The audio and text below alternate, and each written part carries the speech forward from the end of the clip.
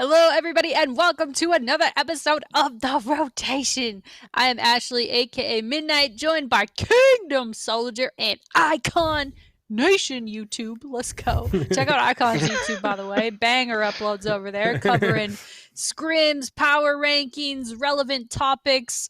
And now it's just it's Hey, an overflow of that right here on The Rotation. We're here to talk COD League, get nerdy, and just get into it. So yeah, guys, I missed you last week. I'm glad I'm here today. And yeah, it feels like it's been a second since we were, because then we had an IKON and MiDNiTE show, then we had an IKON Kingdom show, and now the Three Musketeers are back together. So let's go. We just rotate weekly.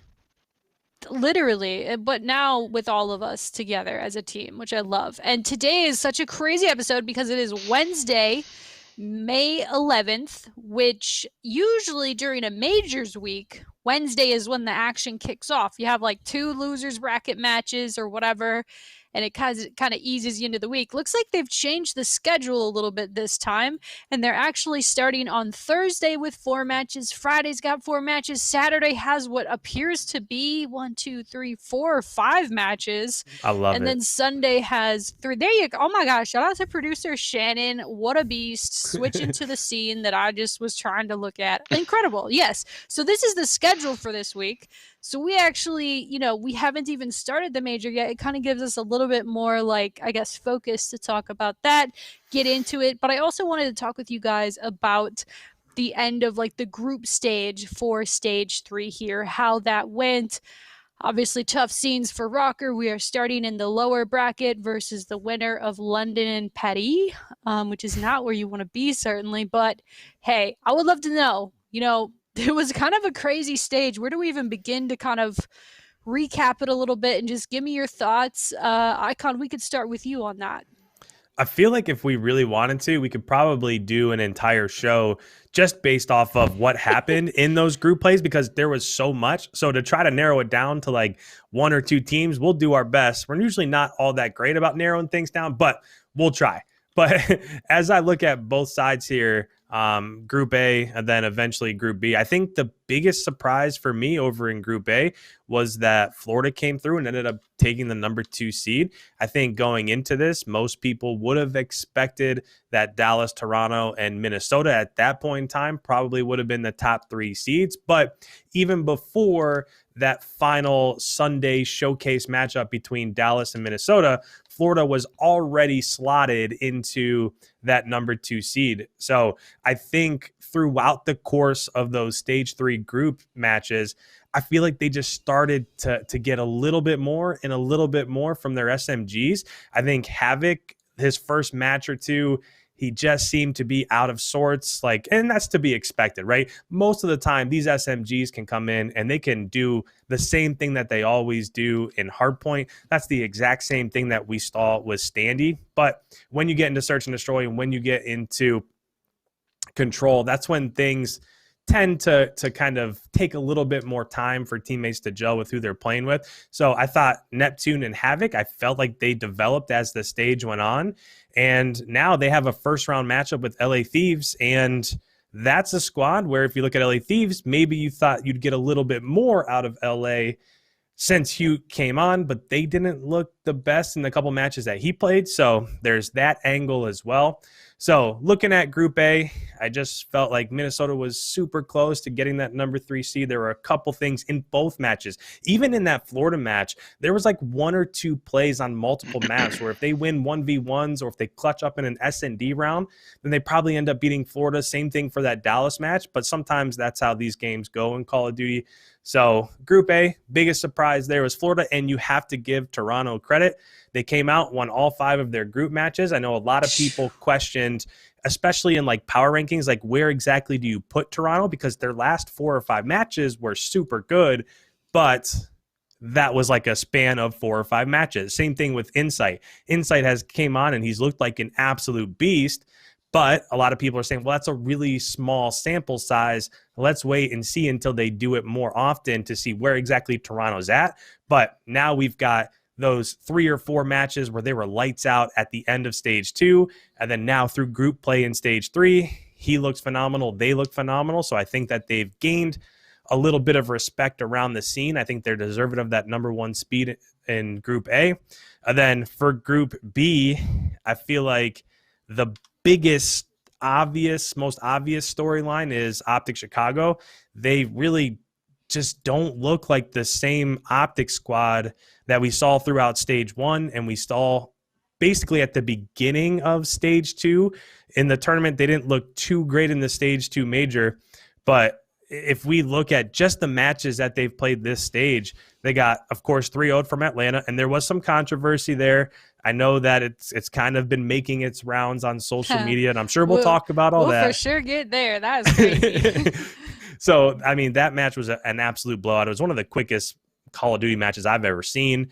That match against New York, they got blown out 3-1. That match against LA Thieves, they did not look great. So it just, this entire stage, they've seemed to be struggling, and I think that's a really big storyline for Group B. But even so, even with that, they did still finish fourth in their groups. So it's not like that they tanked and they went 0-5 or 1-4 in the stage.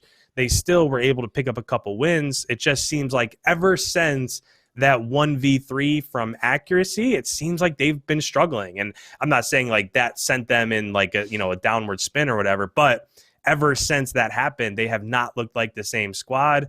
And then, of course, New York coming out and getting the 1 seed over in Group B. They look phenomenal. That was wild. Yeah, absolutely. With the addition of Hydra, he looks phenomenal. As soon as he came in, that duo of him and Asim, they have been absolutely on fire. And right from the very first match, they looked like one of the best SMG duos in the game when it came to hardpoint. Again, very much so like we talked about with Florida and their SMGs. Takes a little bit longer to get comfortable in S&D and to learn where you want to go, how you want to rotate in a game mode like Control. But they've been able to do it, and you got to give them credit. I think after coming out in the Stage 2 Major and losing their first 2 matches, a lot of people thought, well, maybe this is where New York falls off. They're bringing in Hydra. Who are they going to bring them in for? There were all of those questions when it came to roster moves, and they brought in Hydra, and it seems like they've reset a bit, and now they're back to their prior form that they were in before that Stage 2 Major. So you got to give them credit. And we'll see what happens with Optic. That'll be a major storyline heading into this weekend's major. It feels like every single stage just gets crazier and crazier. And honestly, yeah, great takes, great points. We'll dive into those. But before we do Kingdom, I want to know like kind of your thoughts on stage 3. Like what really stuck out to you during the group phase? We saw a couple team changes kind of maneuvering there. Obviously, Dallas dropping Hook after winning their first group match. Just interesting. Interesting to see how that's kind of shaken out, right? I thought he would join LA Thieves and have an instant just lighten a match, But yeah, I'd love to hear your thoughts. What's your major takes from stage 3 so far, and kind of how are you looking at the near future with the major this week? I think Call of Duty's a lot more predictable than we give it credit for in terms of these teams. Yes, they're all very close, but Optic kind of is being the Optic they've been all year, if you really think about it. Like, they've had good matches and they've beat people pretty handedly, but to Icon's point, the only 2 teams they beat in their group are the last 2 teams in the entire league, which is the London Royal Ravens and the Seattle Surge. And their record with the other 3 teams in their group was 2-9. So there's, regardless, you could have upped the ping to be equal. FaZe was winning that match. I mean, and it's not like, I don't feel like Optic's making an excuse. I feel like it's both and. It's like, yeah, it's unfortunate what happened to them. They just got beat worse than they would have got beat, in my opinion. And I think that Toronto are the real deal. And that's one of the surprises, I guess, not of this stage, but of the season.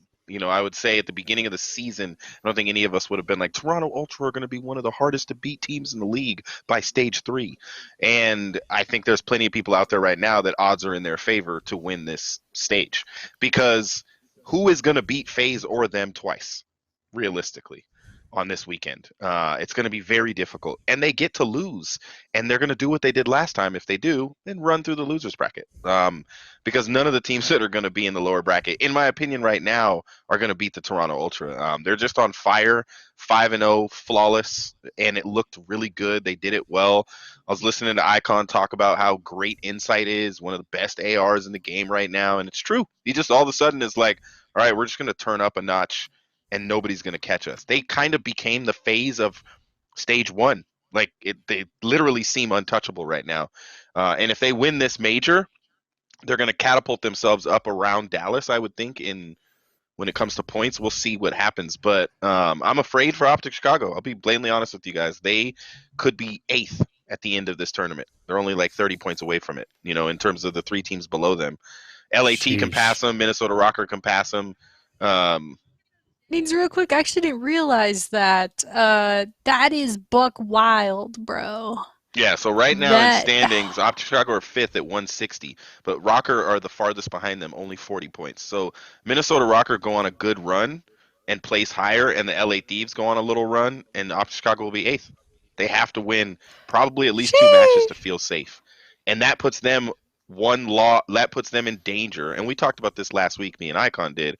If 8th place becomes a minimum score of like, let's say 160, 170, and any of these teams place higher than that, they'll probably be safe in 8th unless Florida goes on a crazy run.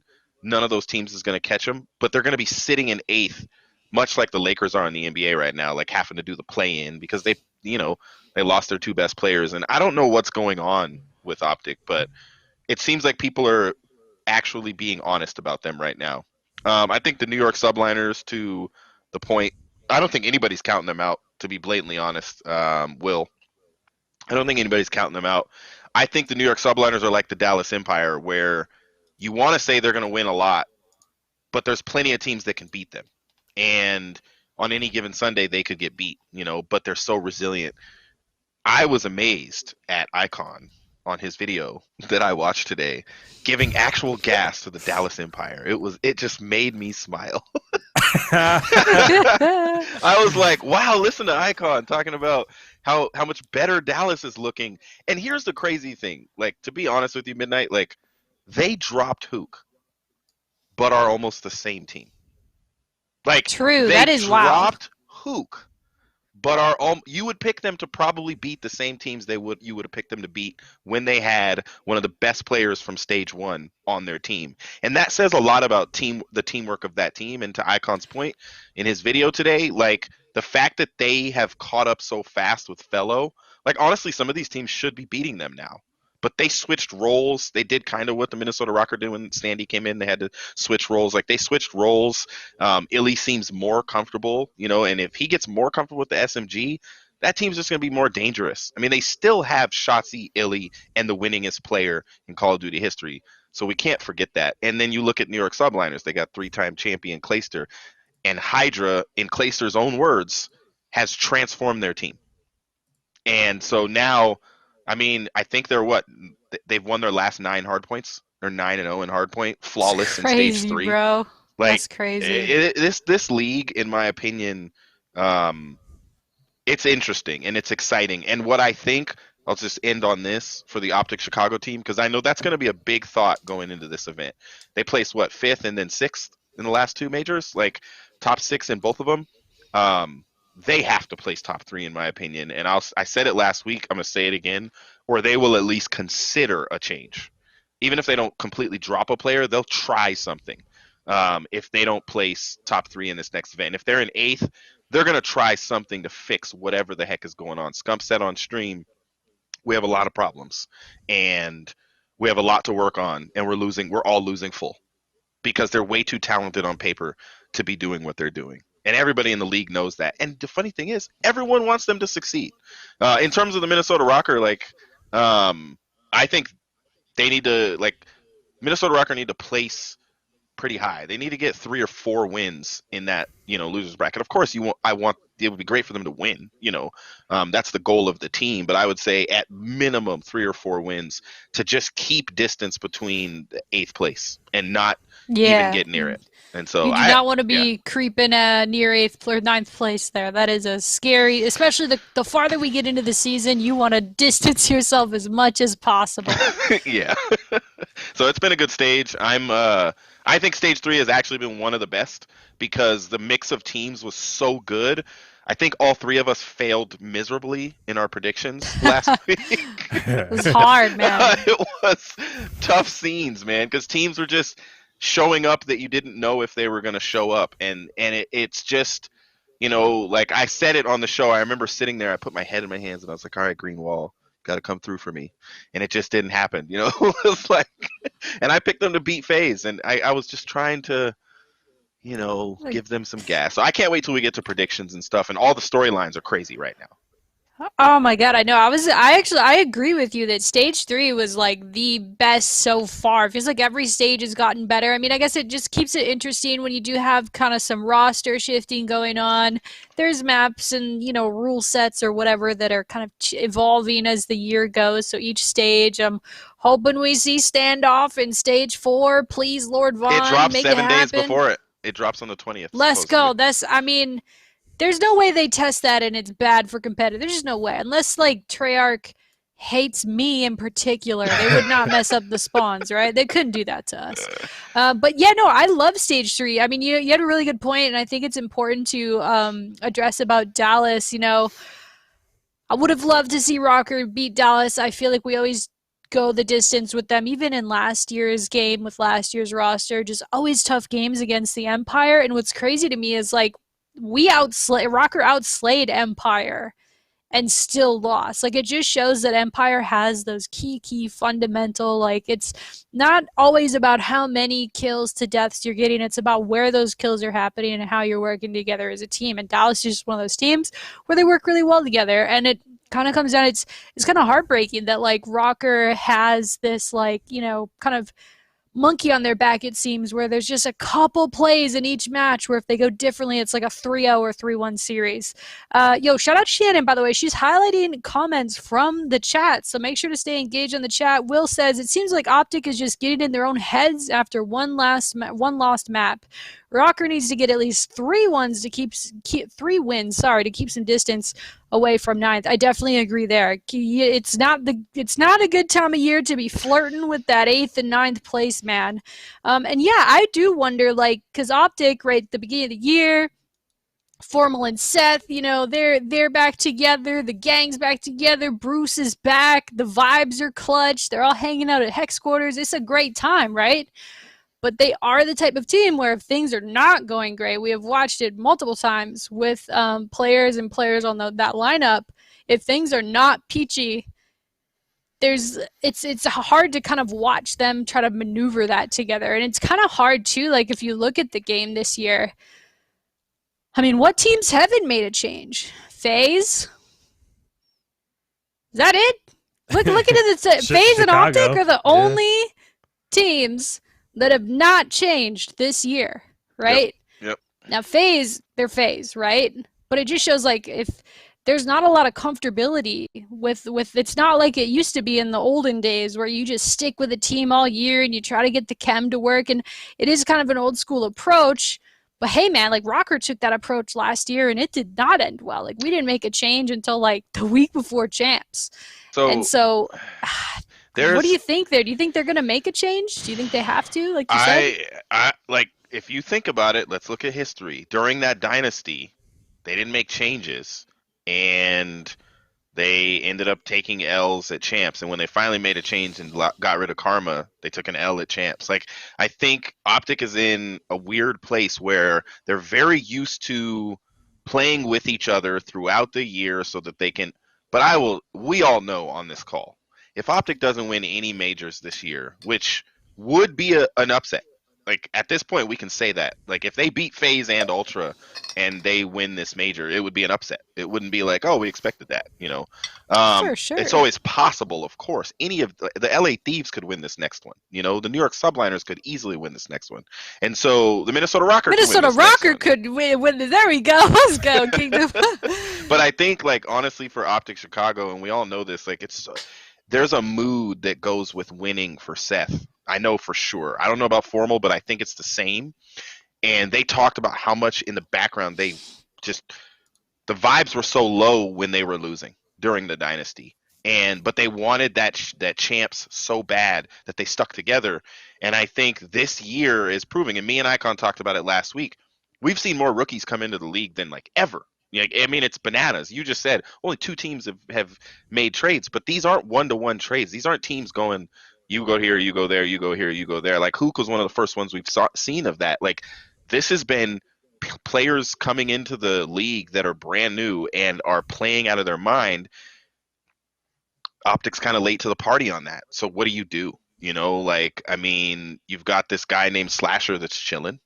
Who you got? Vivid that's chilling. You know, I don't know who Optic Chicago would go for because chemistry is important to that team. But I'll tell you this: if they started winning, the vibes are going to change. That's when they're scary. When Optic is winning and they're on a roll, that's when they're scary. And what they have to do in this tournament is go on a roll. They're starting in the losers bracket. I think every time they've started in winners, they lost their first match, and so they really like got to show up and just go on a run. And based on how they lost that last match and the last couple of L's they've taken, I don't know how you stick together wanting to be called one of the best teams in this league. I don't know how you stick together after all of that. You know, if they catch a couple L's, like if they only win one round and then they're out, and I think I was just looking at IKON's predictions on his like video he did, and he had them losing to I think Dallas, you know, like this in the second round of losers after they beat somebody. I think it was Surge, and I think that's possible. They're going to have to upset some teams in order to go as far as they need to go, and in my opinion, it's top 3 or bust. I think they're going to at least talk about it if they don't make top 3. However, I will add one thing I learned from the ROKKR is that they're probably already having conversations about a potential change because they're a professional organization and they're going to think about it. You know, Hector's going to go to them and be like, hey guys, so like, what do you want to do? You know, like what's going on? What do you want to do? The vibes are low. They haven't streamed in like 2 months. You know, like, I don't know what's going to happen. So I do think that a change is going to happen if they don't place top 3, top 4. Maybe they'll be fine with that going out in the, you know, almost the elimination final. But I think top 3 or bust for Optic. A couple things that I want to just touch on real quick. So going back to when you were talking about roster changes with Dallas, I will touch on Optic in just a second. But when it comes to Dallas, this is just a thought that's kind of been lingering in my head, is I feel like with Dallas, when they moved Illy to that second SMG, I think that they lost a little bit, but the production really hasn't dropped off all that much from when they had Hugh in that position.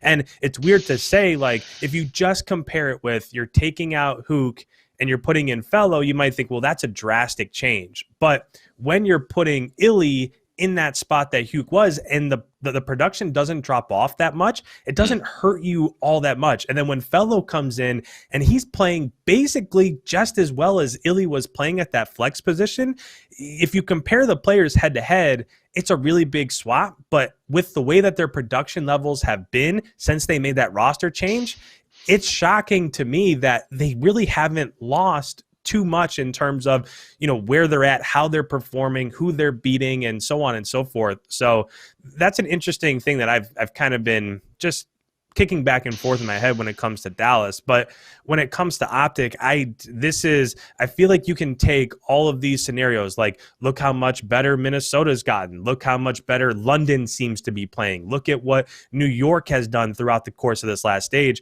But I feel like those scenarios you can't really apply to Optic, just because when you think of the players that are on that squad, it's almost like if you had to name 2 players that are untouchable in this league, I'm not saying you start with Formal and Scum, T2P, but like they're up there. I just feel like there's such a face of not only the franchise, but there's such a face of the Call of Duty League in general. Like those are two monumental figures, but it does seem like they have to make a move. But when you think about it, like I think they put out a video, their last podcast they put out, Scump was kicking back and forth the idea of him switching to a main AR and saying like, he was saying like, I think I would be a great main AR or a great flex. And a lot of people agreed with him. But if you were to take Scump and put him as a main AR or a flex, are you improving at that position if you put him as a main AR or a flex over Dashy? I'm not sure if that's really an improvement. Like, I don't know if that makes them better.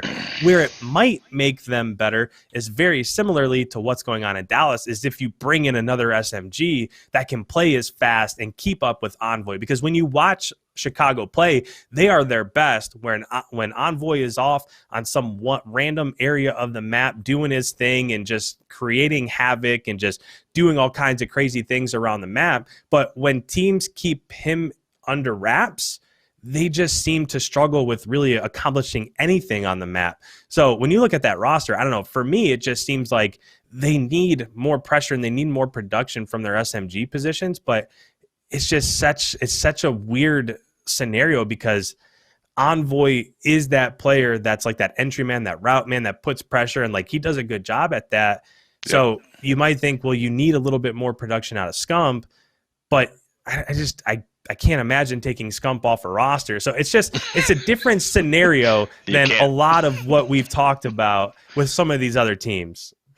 There's no roster. Seth. Go ahead. Yeah, go ahead. I was just saying, I could see Seth. I could see a world where, like you said, like what happened with ROKKR, like Major Maniac, incredible player, but the pacing issues between him and Priesta wanting to slow things down a little bit and run an AR more. You know, you see Priesta move. You have Attach, who's that psychopath SMG. And you need another aggressive player like that. And so we bring on Standy, who's a crazy, crazy aggressive SMG. If Scump was to move to Dashy's spot and Envoy gets paired up with another freak from Challengers or whatever the top sub in the game is, I said it, didn't I say it? That like, wouldn't it be crazy if Hoog joined Optic? Yeah, like, it would have been perfect. That would have been in talks. I wonder, because if they would have moved Dashy to the bench, which is crazy to say because Dashy's so good, but I just don't know if he's been as consistent as they absolutely need. Yeah. I feel like Seth's even been more consistent with him in a seemingly harder to be consistent position. Will DuPont in the chat says, Scump is like Tom Brady. He'll look weird on a team that's not the one he's famous for playing for, but he could find success with a different team. I don't think that'll ever happen. We saw that happen. He'll retire. He will. I can't see him retiring mid-season, but I also can't see Scump playing for anybody else ever. There's no scenario in my head where that happens. And who could afford that? Exactly. I do though, on the Optic point, I don't think that they need to make a team change now or they're chalked.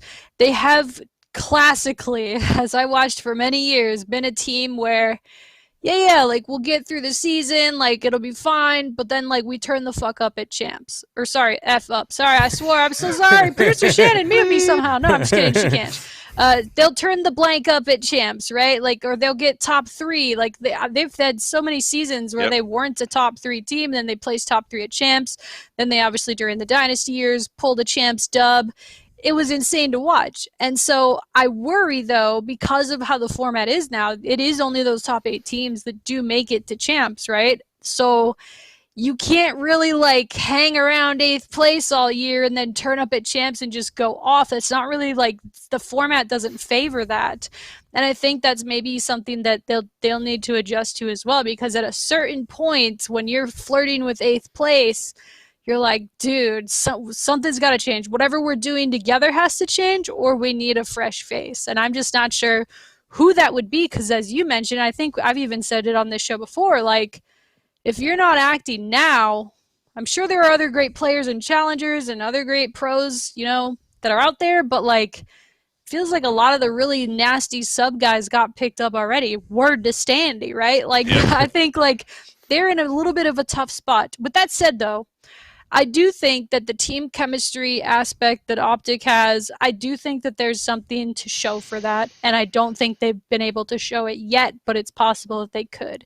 So I do think they could come in to Major 3 here, looking nasty, being scary. Like, think of them at the beginning of the year, man. Like, They're geez, gross. if we didn't want to play them XM4. in a single respawn. You're just praying a search would pop up somehow.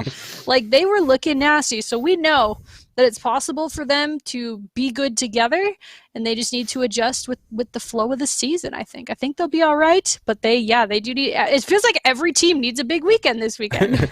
One other point I'll just throw in there real quick is, let's not forget that the stage 4 major is going to be on LAN, and I'm just telling you that Scump and Formal are just absolutely lights out when it comes to playing on LAN. They just turn Facts. up. They are a different player, and it just seems like there's a ton of these squads that have made roster change and have brought in rookies and have been playing absolutely out of their minds, but they haven't looked 10 yards away and seen Scump and Formal over there. And there's a whole lot of emotions that play into that. So I just think right now things might be a little bit of a struggle. I can't see them making a roster change, but I think in another major, I think this could be in a totally different conversation, because those guys are just, they're like one of a kind, really, when it comes to playing on land. And I think that it's going to be a totally different story. Yeah, I will say, Optic on LAN is a completely different beast, but my worry is that they're banking on that. They're like, oh, well, the next major is going to be on LAN. We'll be fine. We're going to fry. The rookies aren't going to know what to do. Well, Man, Standy's won a LAN before. It wasn't against CDL teams. He won a Challengers LAN, though. Like, right. it's not their first rodeo. But go ahead, Kingdom. I want to hear. I agree with you. I think that there's no crowd, so you're not going to hear "Let's True. go Optic." So I missed that. There's no crowd, and so you don't get that green wall presence sitting front row screaming in your face every time it's quiet. And every time Scumpy drops a 3-piece, you're not just hearing Scump and Formal, you're hearing thousands of people yell at you. But I also think that that teams have grown in fandom in such a way over these last 2 years with the seat. I mean, phenomenal job by the league. Like, teams now have fans. Optic is not the only fan base in Call of Duty anymore. And I think when these people go to LAN, Clayster is not going to be scared of Scump and Formal across the seat.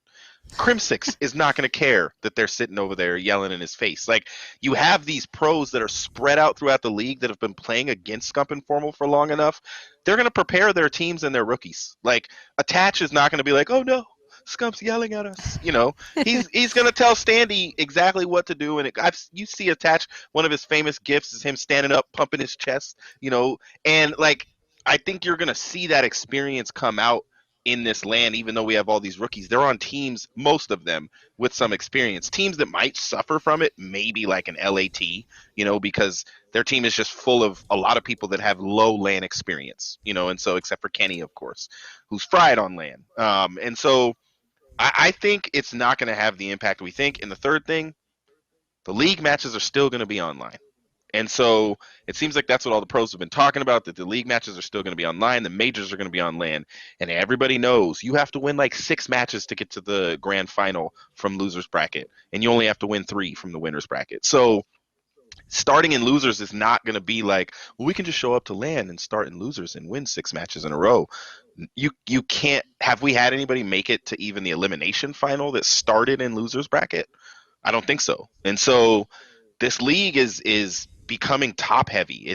It's evening out where you can see there's a good 5 or 6 teams that are just like up here. I think Optic has to stay in that conversation, online and on LAN. You can't do one or the other. You have to do both, in my opinion. And so I think you're right. You can't bank on that if you're Optic Gaming. Doesn't feel good. You know what does feel good, though?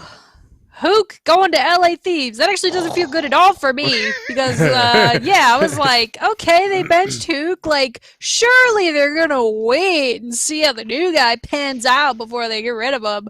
No. Psych. He's going to LA Thieves. Now, LA Thieves, they were not able to pull a dub with him, correct? Am I correct? Nope. They got worked by New York. They got blasted, in my opinion. But God, New York is just New York, though. So how do you guys grade Hook's debut? IKON, what are you thinking?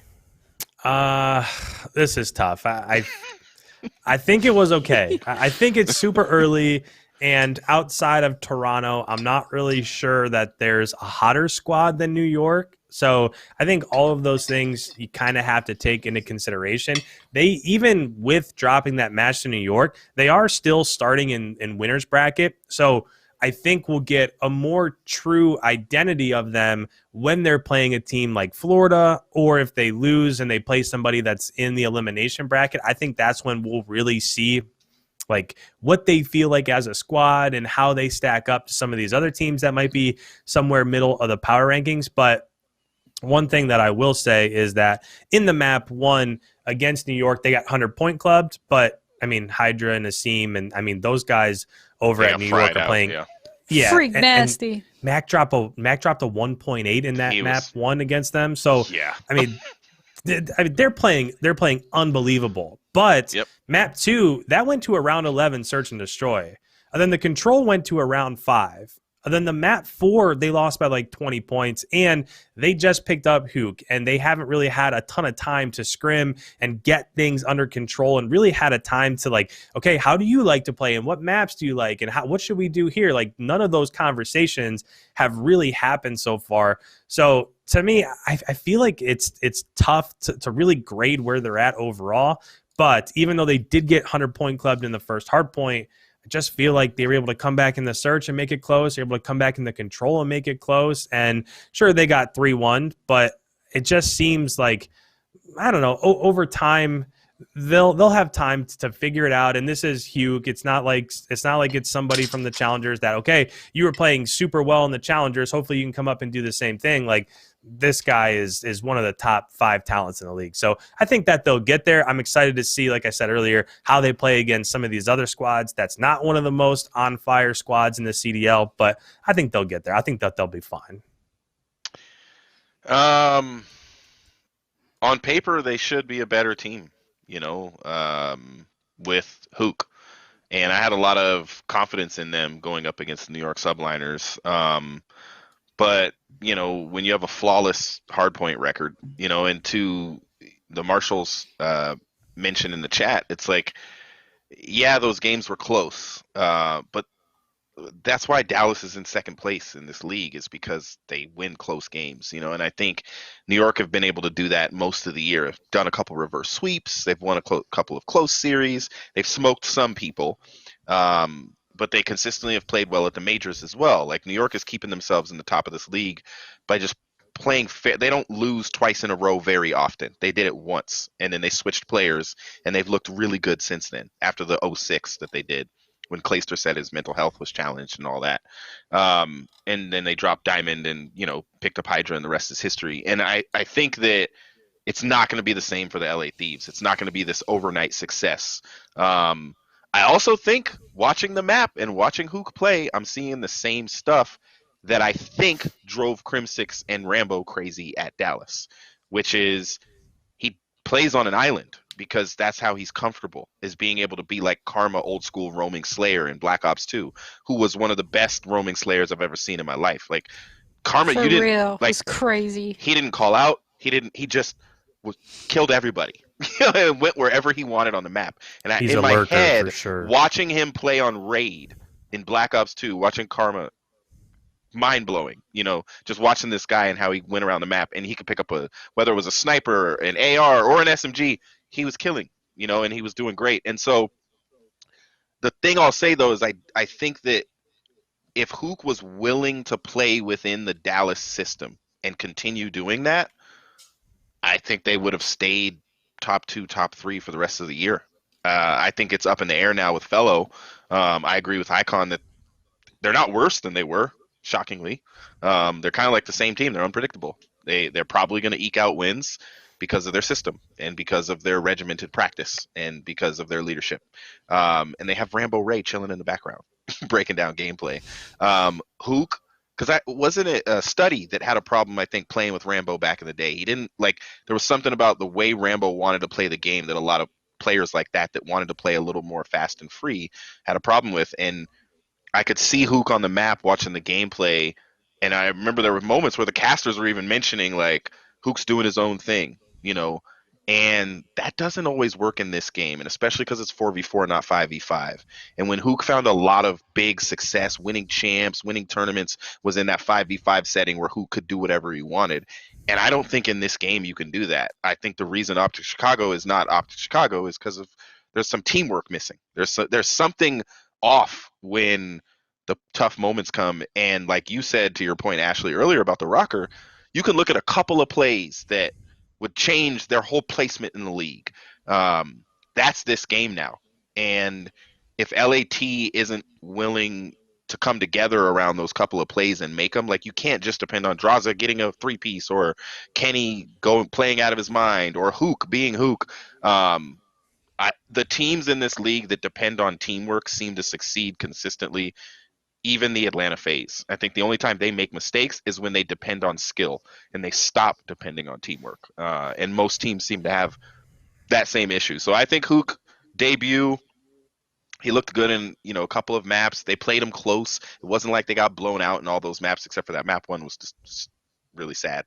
But good for them to pull it together and go to round 11 and win the control. But I see the plays that are made by New York and the hype, and I don't see the same laughing and smiling that I saw out of the LAT of TJ, where they would lose and be laughing like they're having fun. This LAT, there's a lot of pressure when you pull in, because let's be honest, we know Hook was not cheap. And when you pull in Hook, there's an expectation from Nadeshot sitting in the home office that this is going to turn into W's and consistency. And the last thing I guess I'll say about LAT, though, they've been consistent, even if they started in losers. Like, they have been a consistent team. I think they won 5 matches in a row or something in the losers bracket in stage 2. Like, they have been a consistent team, and that's why they're in the top 6. And I think they are going to want to keep that position, and they're going to want to try to stay there. And that's why Optic Chicago's got to catch up. But Hook, good debut. We'll see what happens. I'm with IKON. It's kind of, the verdict's still out.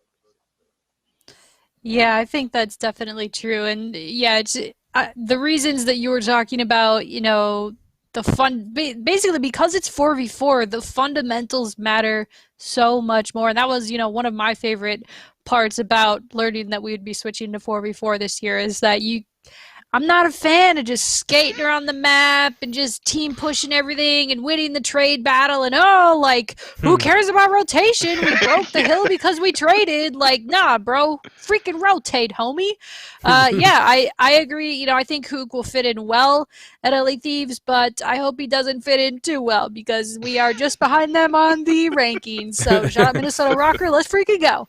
I have 2 questions. So here's a topic that I also Marshall in the chat. So one topic is, where do you rank New York subliners after the impressive wins versus LA Thieves versus Optic, which by the way they were very impressive. Then the Marshall in the chat says, will Thieves be able to beat subliners if there is a rematch?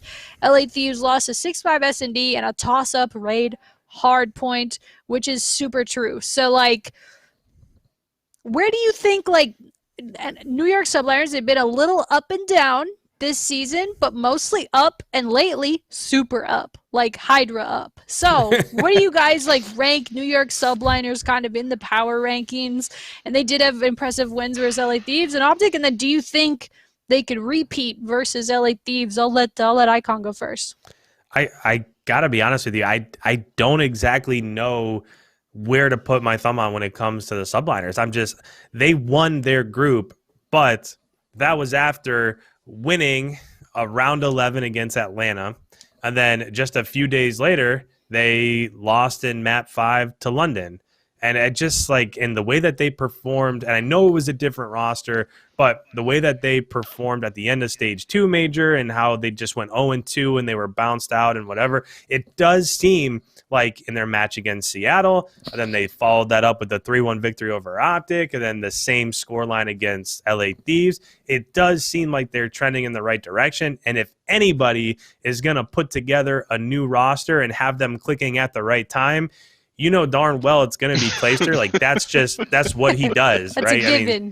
Yeah, it's you can talk about Clayster's gun skill. You can talk about his game IQ and all that. But to me, the thing with Clay has always been, all of the intangibles. It's everything else. It's everything outside of what he does on the sticks and in the map. It's how he prepares his team. It's how he brings the hype. It's how he gets people ready. You know, it wouldn't shock me if right now they're not going back through and watching VOD and he's talking with his team. It's just like that's what he does best.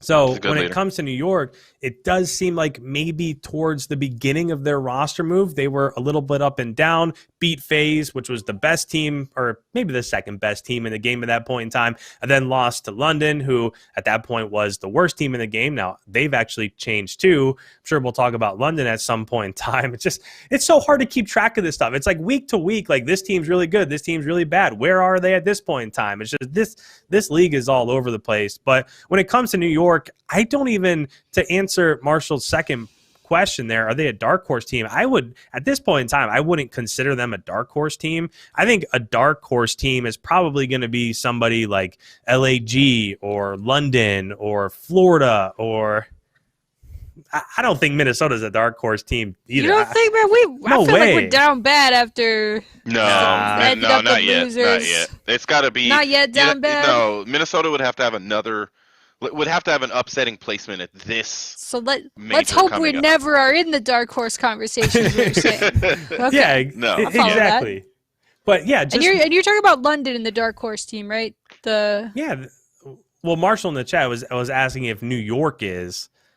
Oh, London. Oh, you're right. London. See, that's a different scenario. That might be. Yeah, I was a little confused which team you were talking about, because Subliners is like the bright horse right now, and I feel like the Marshall, is London a dark horse team? I mean, they beat New York, who we're talking about right now is this big hot team, which I back to the up and down thing for them. And then they took FaZe to a close map 5. I mean, I don't know, man. Do you think oh man, this is going to sound bad to say. When you're in group stages and you're playing a team that is statistically probable that you are going to just beat, like London's has one of the worst records in the league, do you think it's just not a full effort from the other team? I feel bad saying that. Or do you think London's they've made 8 changes and now they're getting nasty? What do you guys think? London, Seattle, Paris, LA Gorillas, Florida Mutineers, the bottom 5 teams in this league would beat most of the Call of Duty players on the planet. These are great. True. London is a good team, period. They have the ability to beat any team that is listed. And the reality is trolling is this thing that the pros are talking a little more publicly about these days, where they make silly decisions because of what Aches used to call delusional confidence, which is why he won a lot of the stuff he won back in the day, because he just was confident even when going up against Optic Gaming. He just was confident in kicking them out of champs every year because he just believed, I can beat them. I don't care what their roster is. That's the best roster that's ever been formed in Call of Duty history, and I'm going to knock them out of champs with my pickup, squad. And so I think London is a great team, has potential, all of that kind of stuff, but they've only won 4 matches all year. I think, but 2 of them were recent, so they're on fire. Right? I mean, and that's maybe recency bias. I honestly think that a FaZe team, a Toronto team, a New York team, a Dallas team, and what shouldn't be true, but maybe even an Optic team would play London and troll a little bit, and just be we're just going to outgun them and catch up. Probably that type of confidence, or maybe it's even just trying to get new looks for your map pool, right? Try off maps, try to get different looks for other teams on certain maps. So I think that could be some of it too, but not to discredit London, of course. You are right. Those London guys are friars. That's a good team. They could probably beat me on Rust with an intervention. Well, Paul X is going to be. Paul X is now going to be, in my opinion, he'll be a pro player for the foreseeable future. I think he's been playing really well. Oh, for sure. I think he fits as a pro. The challenge is when you're on one of these lower teams, sometimes you get shifted around a lot more because you're not winning, and winning matters a lot, and that's why I honestly think trolling is not a good idea. I think some of these teams do it. People have been talking about Atlanta FaZe, been playing Express S&D, even though they're bad at it, but they just keep playing it because they want to expand their map pool. and they feel okay doing that against some of these teams that they know are not as good as them. I agree with IKON 100%. Something he said in one of his videos, like Atlanta FaZe, if everybody in the entire league was playing at the best of their abilities, he would pick the Atlanta FaZe to win against the other teams. If everybody literally is playing as, and I mean, can we? You know what it would look like if Atlanta FaZe was playing at their best versus everybody? What happened to Optic? Like, that's what it would look like, and it would be unless unfortunate. there wasn't a typo in an email. So I did want to. You asked though about the power rankings with New York, and here's what I'll say to the question in the chat. I would switch Toronto and Dallas in the actual standings right now, and that would be how I would say the top 4 is in my power rankings. I would literally just put Toronto second or first. I guess you could switch and put them above Atlanta. I still right now would have Atlanta number 1. Let's see what happens with this major. But New York would be number 3 in my opinion, above the Dallas Empire in our league. I think. Damn. If you Spicy. check out that 0-6, the 0-2 that IKON was talking about, these guys, I don't think they've lost 2 matches in a row all year long. They've just been great, and they've beaten almost every team in the league now that they've beat Atlanta. Like, they are just a phenomenal team, and I don't think that's going to change. I think Clayster is on a year-long mission, and look out, league. Kendall, let me ask you real quick about those Yes, power rankings. Just because you said you were going to flip 2 squads. So if you're looking at those rankings, that means you'd have Atlanta as number 1 and Toronto as number 2, right? Yes. Of the last 19 maps that Toronto's played, you know how many they've lost? 3. I'm just guessing. 1. That To game the 1 hard Roker. point to Minnesota. Utterly ridiculous. That's So they've lost throughout the entire third stage. They've lost 1 map dating all the way back to when they took the last 3 maps against Atlanta. it's disgusting. So, I mean, they are absolutely on fire. I know we talk about it a lot, and I agree with you. I think that Toronto and Atlanta have to be at the top, and I like the fact that New York is there at 3. But every time I think about power rankings, I'm always faced with that decision of like, Toronto is nasty, and it's not like they just caught lightning in a bottle and they were able to go on a run and win the stage 2 major.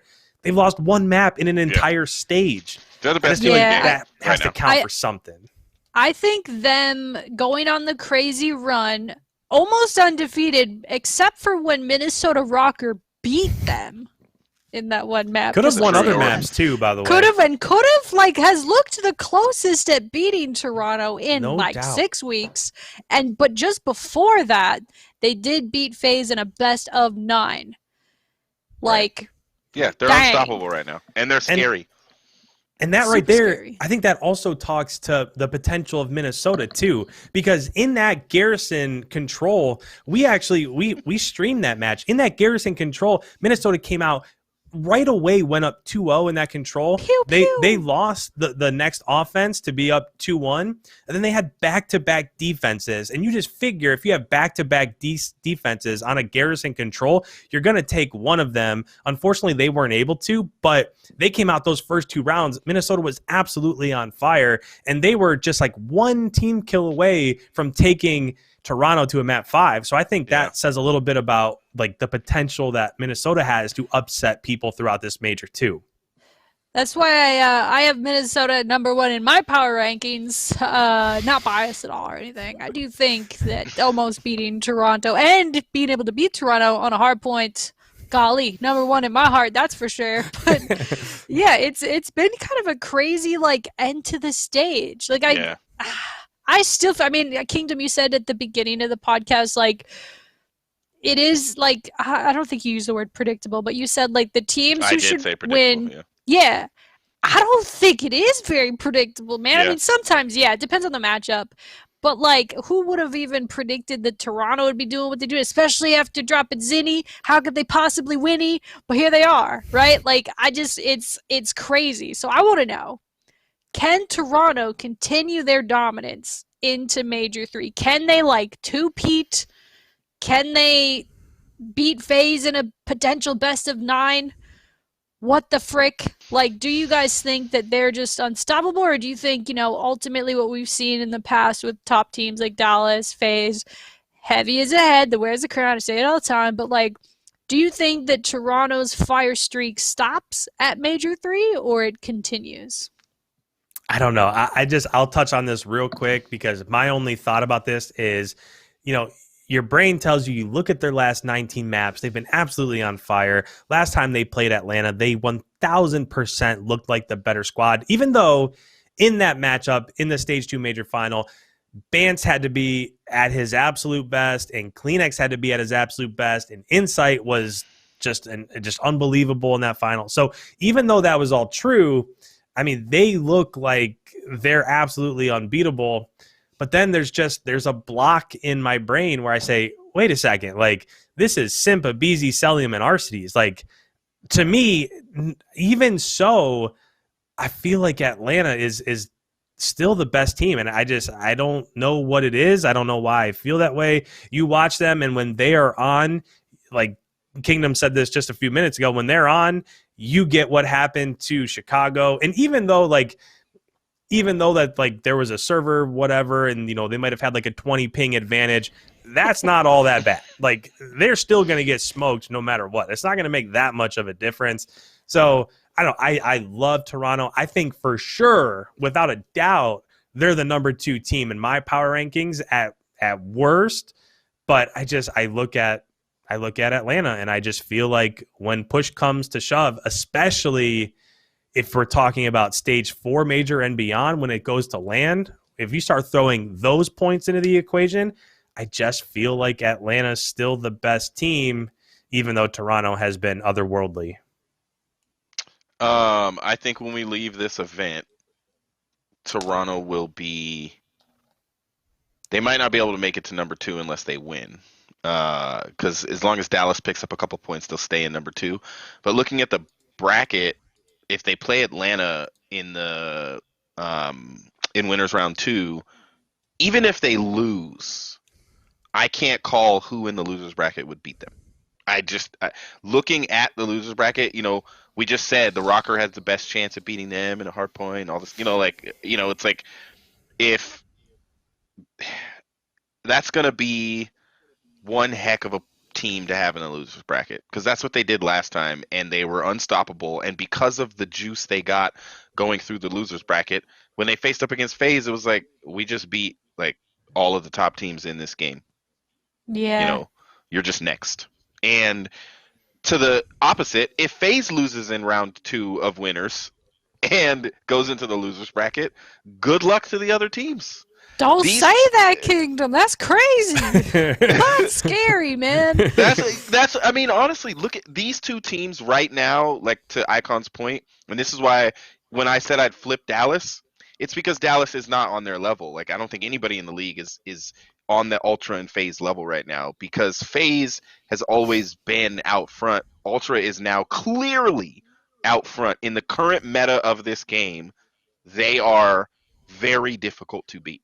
And it may be that the meta changes slightly and then they're beatable. But until that happens, they are maybe when standoff comes in, that'll be a map they're not good on, you know, because it'll probably be hard point and search, you know. And so we're going to have to see. But Toronto definitely, for sure, has the potential to win this major, or at minimum to place top 2 and probably put themselves into second place in this league, unless the Empire can get either that first round win against FaZe or get a couple of W's in the losers bracket. I think you're going to see FaZe and Ultra up top. Empire will be right behind them still. And then I think it's going to be New York Subliners in third place or fourth place, sorry. And I think those 4 teams are going to be hard to beat pretty much for the rest of the year. But even if Dallas isn't, they pretty much, as long as they place top 6, I would say, at this tournament, I think they're in champs. And I hope the league starts showing us after this major, like who's already clinched it. You know, like we can see who's clinched the champs berth. That would be awesome. I'm looking at this bracket getting stressed out. Let's talk a little bit about ROKKR before we go into predictions here. So stage 3, taking L to Florida. That didn't feel good until I saw, you know, Florida's actually kind of decent now. Like they're beating other teams. They're doing their thing.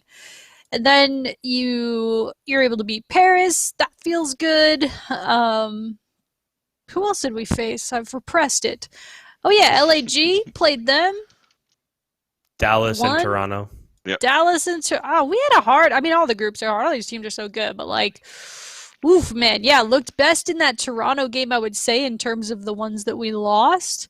But yeah, like I'm hoping. Here's what I hope: is ROKKR, you slide into Major 3, 2-3 in the group. Things are not feeling great because you just had 2 L's to end that thing off. Or was it? Sorry, did we face LAG in between Toronto and okay, my bad. So yeah, I mean we didn't face or go off on 2 L's, but we are 2 and 3. Just wasn't our stage, right? But I do think because they were so close in that game versus Toronto, won the hard points, kind of obliterated themselves in the control, and from there full was lost, right? Like they've shown that they're a capable team, and they're taking these other teams to the full distance and able to show up. It really did. I know as a long-time Optic Gaming member and just watching all their matches, I always felt like they were like 1 or 2 plays going differently from like winning and really, really excelling. So my question for you guys is, can ROKKR in this, I mean, it's kind of a short lead time right into majors, right? It's just the next week and the major starts. But do you think that those mistakes are fixable and possible to turn around with the current roster? Is there like some sort of major change that needs to happen? Maybe when the standoff comes in next stage, we're better. Like, what do you guys think ROKKR needs to do to like really come out solid with some points here from Major 3?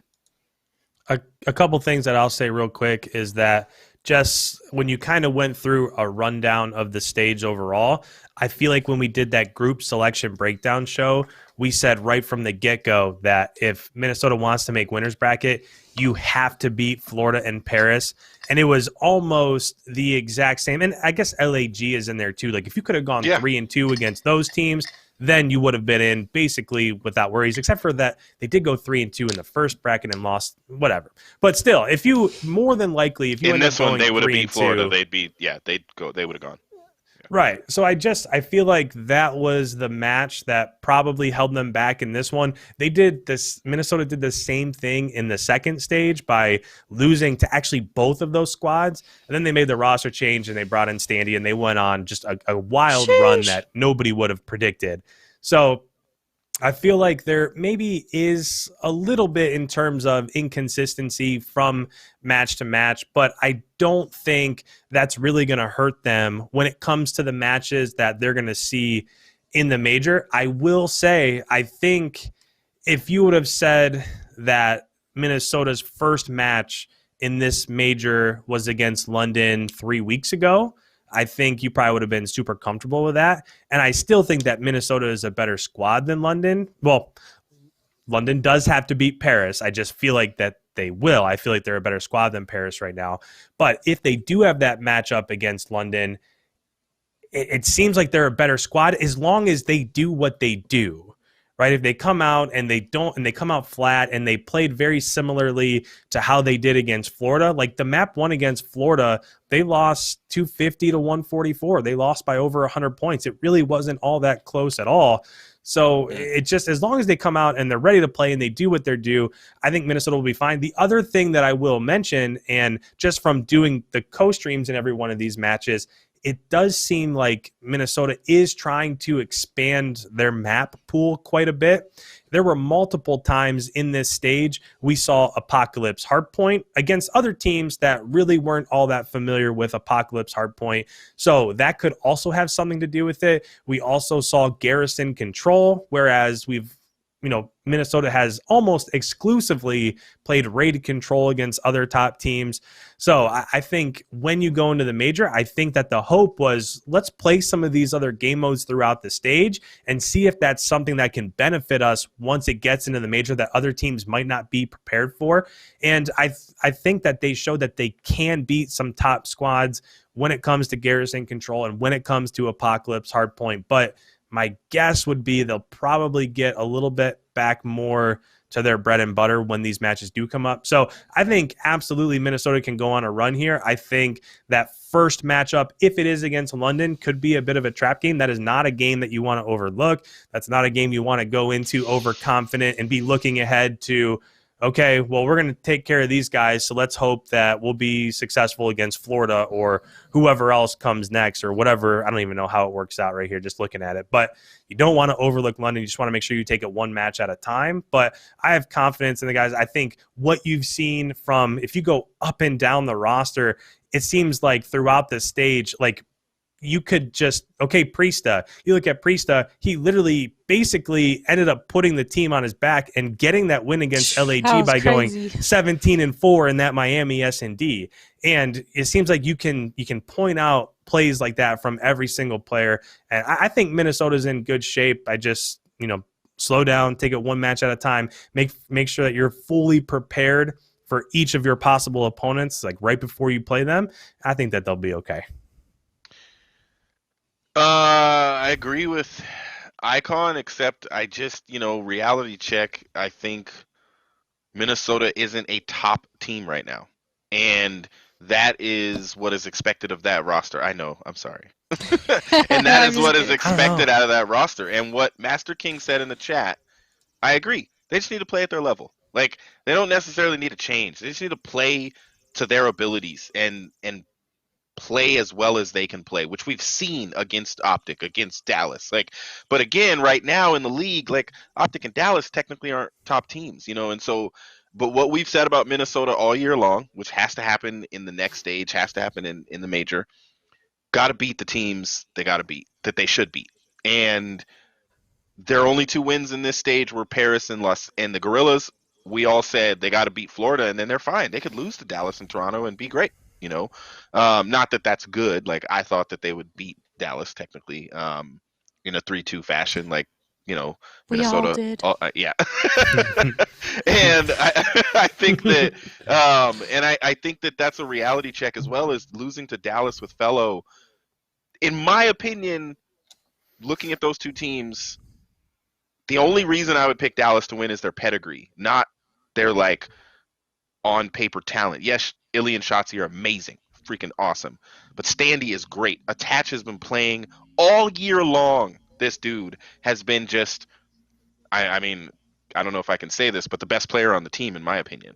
I think Lamar, accuracy's had a tough couple of, he's had a tough stage, tough couple of matches. In their losses, he just doesn't seem to play as well. And I don't know what that is, but I guess I'll close with this. This league is not just S&D anymore. For a little while, it was FaZe was so good at S&D, they could just bank on that. Nobody could beat them, and they were fine. But they became human when other teams started doing so well in S&D and catching up. Minnesota became more human when other teams started catching up with S&D as well. But then there's this weird thing that's happening now where you've got a team like New York who is we'll just beat you in all the hard points we play. And as long as we can steal a control in the middle in that swing game, all we got to do is beat you in that second hard point. We'll never get to a second S&D. And so I think it's tough. I think it's really tough these days because Respawn teams are now, again, it's everything flipped, and now you can be mostly Respawn and lose your S&Ds and still win these matches because control is a Respawn. It plays a little like an S&D.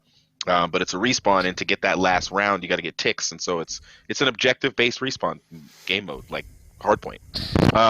And so I think Minnesota has, out of its group, I would still right now pick Toronto, Dallas, and then Minnesota. I would say Minnesota's one of the top 3 teams in their group. I would say Minnesota is one of the top 6 teams in this league, and I think Minnesota needs to maintain that. I think they need to figure out whatever they need to figure out, because I really just think it's really about, and maybe it's vibes, maybe there's some off vibes or something because of losing. I don't know. There's something missing that they already have, and they don't need to get another player. Like Standy, in my opinion, is gonna be in this league for a long time, and with a positive attitude and great gameplay, he's gonna continue to do great. But younger guys like that gotta rise out of these L's and figure out a way to to be super standy again, and I hope this major turns around the team to the point where they're confident enough to go 3-2 in the next stage. Honestly, I just want to see Minnesota start in that winners bracket and get a little run going, and get a little Let's win. get hot, man. Let's get like spicy. Let's get streaky. But don't stop going on the streak. Exactly. Let's get the nuke. Yes. Let's go. And we're being realistic here. There's very few teams that are going to do what Toronto did this stage and go 5-0. That's rare, and it's going to continue That to is be. crazy. This league is too good for that, and so the only reason Toronto could do that is because New York and Atlanta weren't in their group, which one of those two teams probably will be next stage. So I would say Minnesota might get because if you look at that other group, if I'm Minnesota, I'm happy with Group A. Because you've got New York, Atlanta, Los Angeles Thieves, and Optic Chicago, and then London, who decides, oh, we're gonna play close against FaZe, and we're gonna beat New York, and then poor Seattle Surge. If we ever talk about them, yeah, F's in the chat for Seattle. We'll have to talk about them next time. Let's keep the vibes high. Yeah, let's keep it up. Did you guys already talk about who your pick to win the majors? We actually haven't. And shout out Marshall in the chat, because you're gonna just segue us right over to our next segment, which is gonna be predictions. We should get a sound bite eventually. Predictions. So looking at the oh shoot. Okay, yeah. So because it's a major though, we're not gonna I don't have the time to go through all the if and whens here with you guys. We're only going to do predictions for the established matches. However, all right, let's make up some rules on the spot. IKON Kingdom, let's unanimously agree. Okay, so basically how it's going to work, guys. We've been doing our predictions, tracking it on Twitter. Shout out Shannon. She's been tracking everything. We have a spreadsheet. It's official. We're tweeting out the dubs and the points, and there's a whole total point system. So we'll be tweeting that out each day, what our predictions are for the coming matches that day. But should we save who we think is going to officially win as our prediction until we know the actual matchup? Or what if we predict it now? Do we get mad extra points for that? How's that work? Because there's only a few teams we're going to pick from. I think we can predict it now, but I don't think it should count against us. Because what if they're not available when it comes down to the final and that team's not even in it? Yeah, I agree there. But if you were to get it right, I think you should get a little sauce, 100-point bonus. Listen, I'm very behind in the points. All right, I'm trying to just get Atlanta FaZe. Yes. No, you guys have to predict something else. I'll predict. Okay, if you predict, how about this? We have to predict who's going to win and the map count versus who they're going to play. No way. If you get that right, you get 50 extra points. No way. That's too wild. far. That's too far. We'll have to let you know, Marshall. Make sure to follow ROKKR on Twitter. Shannon's going to tweet out our predictions each match day. We will make sure to get those to you, Shannon, in a timely fashion. I promise I won't do it 5 minutes before the matches start. Much love. Okay, so let's predict the matches. We can't unofficially say who we think is going to win, though. No. Oh, shoot. Wait, we can. Can. We can. Okay, yeah, I thought you said we can. Yeah, we can. MiDNiTE, want them extra points, dude. I do, bro. Listen, here's what happened. I was really sick at the beginning of the year, and I just didn't care about anything except for surviving.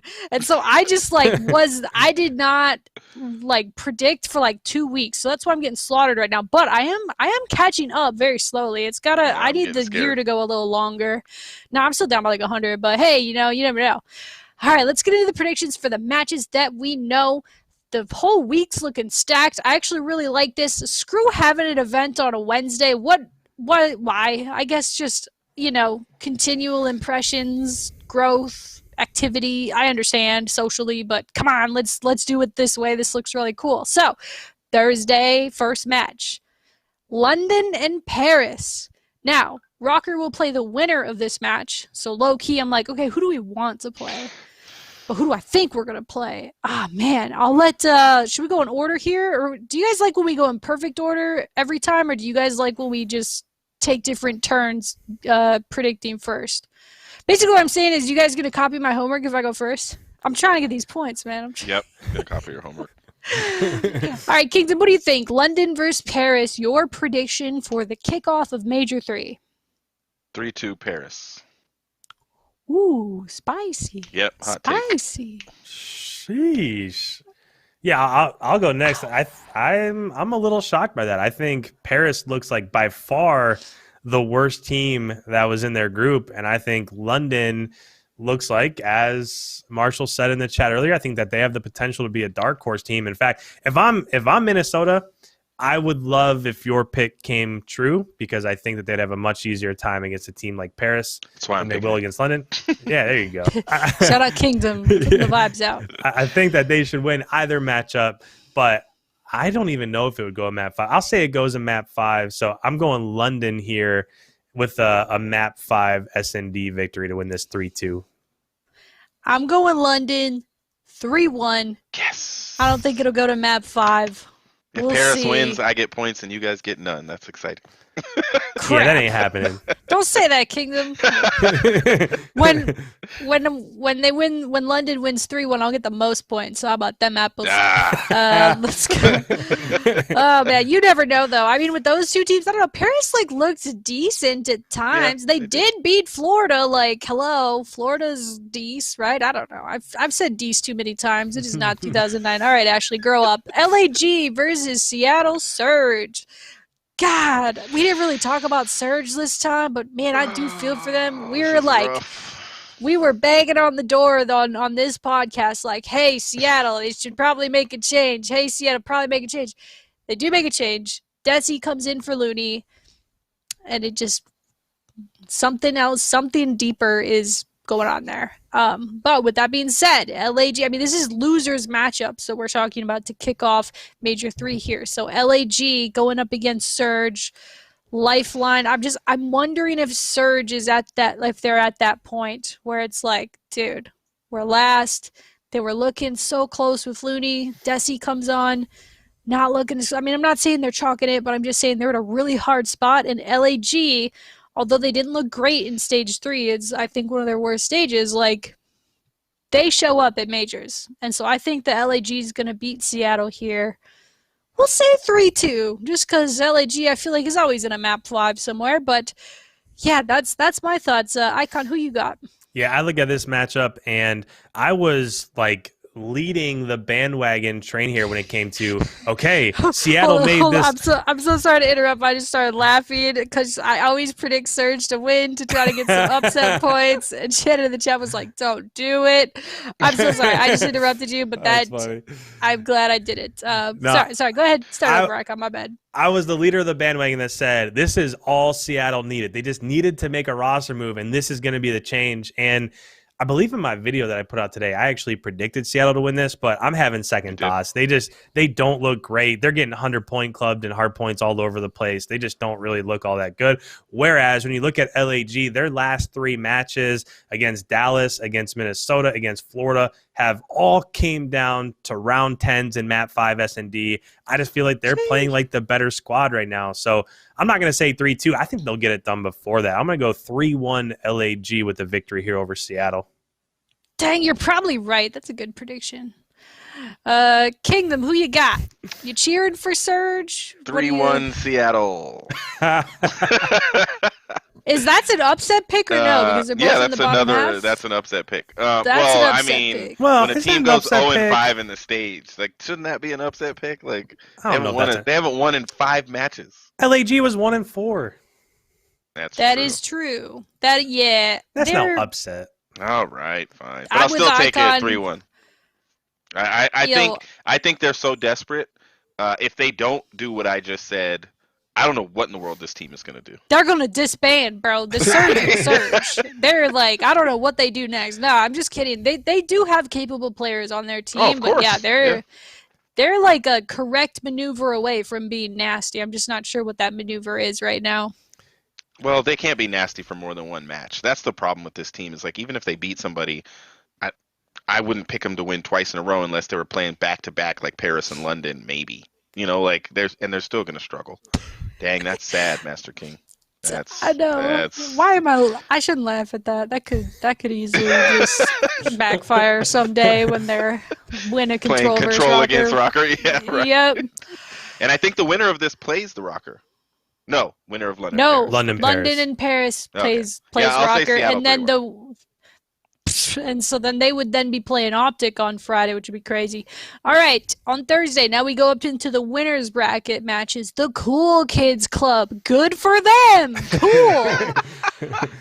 Atlanta FaZe and Dallas Empire on Thursday. Golly, this doesn't feel like a great consolation prize for placing top 3 in your group, does it, Dallas? My goodness. I mean, obviously, if you end up in the winners bracket from groups, you do get points already just from doing that. So they're in a better spot than us, ROKKR, but they have the I would say this is the toughest round 1 match of the whole tournament. FaZe versus Empire. Is Empire going to be able to take it to FaZe?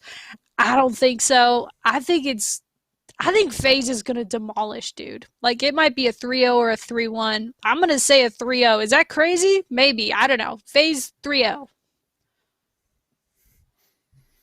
Sorry, I should call on the next person. Usually I do. Neither one of I'll us let you wants rock to, next. Neither one of us wants. Yeah, someone predict. Come on, I want to guys. see what's going on here. So who was it that 3-0'd Dallas recently? Because they hadn't been 3-0'd, like, I don't think all Was it year. New York? Am I crazy? No, I'm getting it mixed They got up. 3-0'd. No, New York wasn't in their group. They got 3-0'd by. Was it Florida or Toronto? Nah. Toronto. It was- Toronto. No, it Toronto. was Florida and Toronto. Oh, that's Oh, unfortunate. sheesh. So tough scenes for the Dallas Empire. So even though I thought those matches were close, they still got smoked, and that was maybe because Fellow was new to the roster. Blah blah blah. I'm gonna say 3-1 or 3-2. 3. Those little extra 5 points count for everything, man. I'm gonna say They really do. 3-2. Are you sure? Yeah, you're sure. FaZe. They're gonna look human. And yeah, 3-2 FaZe. I mean, FaZe is gonna win this for sure, but it depends on the maps. But I think it could be 3-2. I know I'm crazy. I don't think it'll be that close, but I also don't think Dallas is going to get shut out. So I'm going to go right in between you two. I'm going to say 3-1 here, Atlanta. It just, I don't know, Dallas, I was really down on Dallas, and then all of a sudden with the victory that they had over Minnesota, they looked like they were returning to form a little bit, got a win over LAG. So I think that they'll be competitive. I don't think they're going to get blown out in many of these maps, but I think Atlanta's going to win 3-1. It's going to be a smoke fest, man. I'm scared. Off-topic question, but New York Subliner is 1-4 in Control this stage. Is Control a fixable game mode?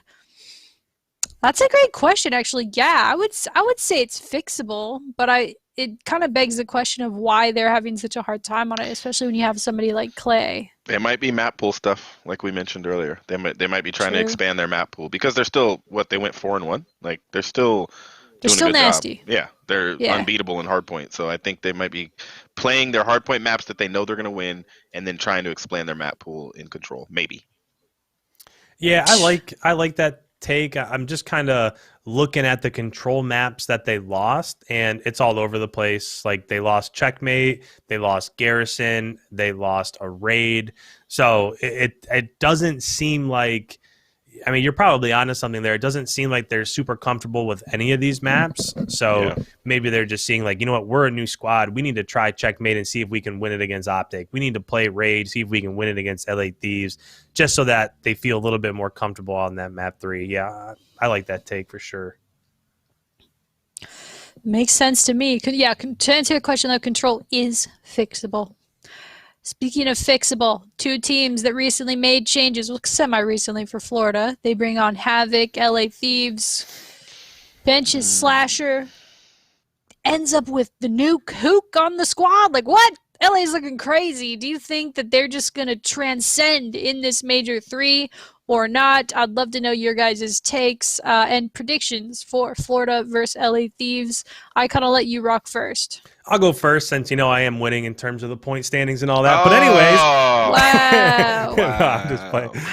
This is actually by far, this is the toughest one for me because it just seems like when it comes to LA Thieves, sure, they didn't have a great showing in their matchup. The only matchup that they had prior to this against New York, but it's been one match. And when you look at Florida, they've been kind of inconsistent throughout the Group 3 stage. Like, they came out and they got absolutely smoked by Toronto, and then they beat Minnesota in a pretty convincing fashion. I think that, unfortunately, they were the better squad in that matchup. And then they came out and they lost to Paris. And then they came out and they 3-0 Dallas. So, like, what Florida are you going to get? It just seems like they're up and then they're down and then they're kind of all over the place. And when it comes to LA Thieves, the question for them is, did they have enough time to get acclimated with Hugh? I mean, obviously just an absolute superstar in this game, but has there been enough time?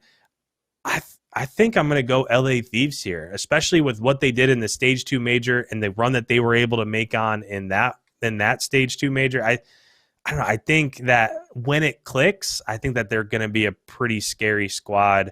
And I think for a lot of other teams in the CDL, they're hoping that LA Thieves clicks later rather than sooner. So I'm going to go, I think it'll probably go map 5. I think these two teams are really tight. I'll say LA Thieves 3-2. Ooh, That's a good call. That's a good call. I mean, Florida to me should be a lot better than they are. Way too much talent. Way too much talent. And I don't know if it's that Wake is Octane 2.0, except they win more matches. Like, I don't know what it is about that team that doesn't click to where they're winning more often than they're losing, which I think they're a team that if I looked at, in my opinion, they have a roster that could beat Optic Chicago, can beat the LA Thieves, can beat the Dallas Empire current roster, and can take the New York Subliners to a Game 5 and maybe even win that. I think the teams I wouldn't even give them a chance against is like Toronto and Atlanta. But however, LA Thieves can't lose this. They can't. Like, I know it's early. I know it's new. Hook's not going anywhere. But when you drop someone like TJ and Slasher, and Kenny's the only person left on that roster from the beginning of the year, like, when you drop all these players and you make all these changes, which means you're trying to stay in the top 8, and you're trying to catch W's, I think morale-wise for this team specifically, losing to Florida in the beginning of this tournament and putting themselves in the losers bracket, not going to be too fun. And so I'm going to say LA Thieves as well, but I'm going to say 3-1. I just think they're going to do what they normally do at these events and have fun and fry. And I don't know who leads so well. I don't know if it's JCap, Kenny. I don't know who it is that puts them in such a good mood when they go into majors that they just play on a different level. They look a little bit better. But now they have Hook. If he gets comfortable, it's over. I mean, good luck to the competition. Still got a lot of teams to beat, but I think Florida is a team that this LA Thieves roster should be able to take down. But, Big Wake is Big Wake, so we'll see. I'll say 3-1 LA. You never freaking know, man. I'm definitely with you guys. I think LA Thieves is going to take this one. This is no offense to any of the LA Thieves players, but like on that team is Kenny and Hook. What the frick, man? They're about to show up big, I think. I kind of want to just say 3-0 just so I could possibly edge you guys out in map points. But realistically, I do think it'll likely be a 3-1 for LA Thieves. But, Florida is a really good team as well. Like, when Big Wake and Skies are just popping off on the main stage or whatever the main bedroom, like, it can get kind of crazy. So, geez, I realized after I said that's probably the worst. Because they play from home or whatever, guys. All right, they're not on an actual main stage. Yeah. Thank you. But, yeah, I think LA Thieves got this 3-1. But, Florida could frick around. You never know. Whew! All right, we don't really know the rest of the matches, guys. We've predicted Thursday. I don't really even want to go down the if and when slide with you guys. We will definitely put out our predictions in a graphic on the game days. Shout out Shannon behind the scenes for doing that and keeping track of our crazy predictions because it is crazy every week. I'm scared. Do you agree with my decision? Oh man, I'm sorry. I'm he said misreading LA 3-0. the chat here. LA 3-0? Over Florida. Nah. Maybe. Nah. I think Not they'll drop likely. a search. Do I get extra points if I call the 1? I think it'll be a LA search will too. drop the search. Yeah, Yeah. I I think mean, they'll a drop newer search. team on search, jeez, unless you got and Wake is Sandy, that's disgusting tough. on search. He double digits almost every time he plays it. You know, That is true. His KD is insane. Insane. Wow, guys, it felt good to hop on a podcast, right? Like yeah. we've We all made it. done a couple of different duos. IKON is the most present Consistent at these. rotator, Shout out yeah. IKON for like never missing a here. podcast. I'm here. Let's get it. I do plan to be here every Tuesday. We should put in the chat, guys. I'm hoping so next week is like an off week a little bit after majors. So maybe, I don't know, a ROKKR player or some other player in the league. You want to see them come on? Maybe we could convince someone to come on in their off time. That might be a hard ask, but hey, we can try, right? I think it would be kind of cool to have a guest on next week to kind of unpack the major. But with that being said, guys, thank you so much for watching. I look forward to the co-stream. We play on Friday at I should know this. O'clock. 5 p.m. Central. That might be wrong. I should really know this. Is this written somewhere? It is. Hold on. I need to make it bigger. Oh, I need bifocals. Does that say? Oh, it's 2 p.m. So, sorry. ROKKR plays on Friday at 2 p.m. Central Standard Time. We will be having the co-stream on this channel. Make sure to subscribe. Tell your friends. Get them in here. Pile on. Make sure to follow the Twitter. And, yeah, I really appreciate you guys watching the podcast. And if you're listening, not on YouTube, you're on Spotify or something, shout out to you.